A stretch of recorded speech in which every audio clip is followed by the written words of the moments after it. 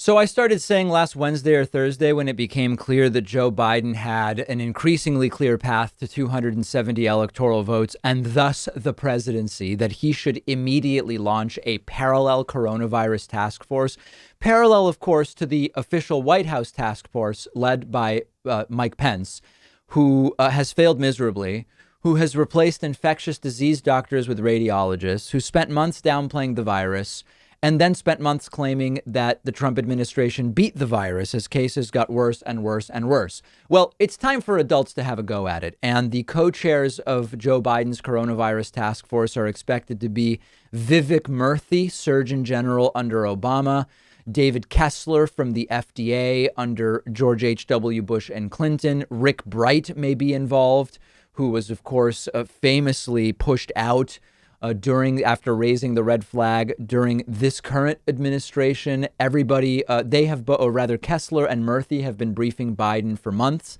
Biden is considering many things, including speaking to governors about mask mandates, which might be necessary the way things are going, scaling up testing using the model of President Franklin Delano Roosevelt's War Production Board, according to advisors who are speaking on the condition of anonymity. Biden may start calling governors right now to talk about masks because it's so urgent, and I'm all for it.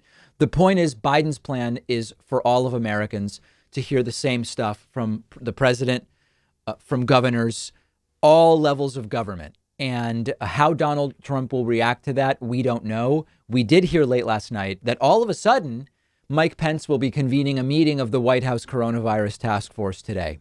Donald Trump still doesn't even acknowledge that Joe Biden won.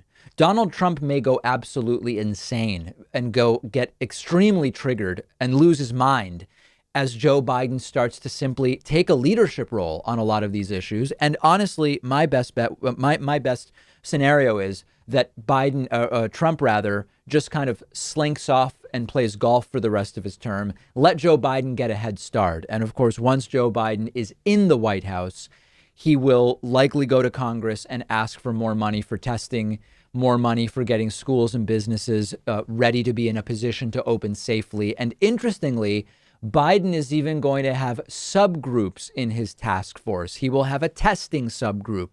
He will have a PPE subgroup, a vaccine subgroup, and on and on. He may even bring in a coronavirus czar who will be certainly far more competent than Mike Pence running this thing. Now, I want to warn all of you right now.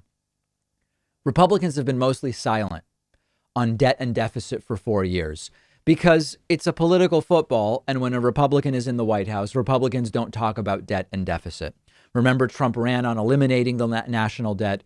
He's increased it dramatically. Now that Joe Biden is coming in, just be ready for Republicans to start up again with how will we pay for it? Can we afford a testing program? Can we afford a tracing program? The concern trolling about the deficit is going to be used to get in the way of Biden dealing with the virus. And I'll go even further. After downplaying cases and deaths for 8 months, I wouldn't be shocked to see those same Republicans say on February 1st, maybe even January 25th, look at all these cases under Joe Biden.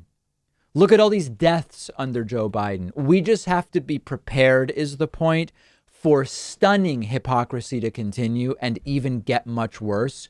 Good for Joe Biden for doing this right away.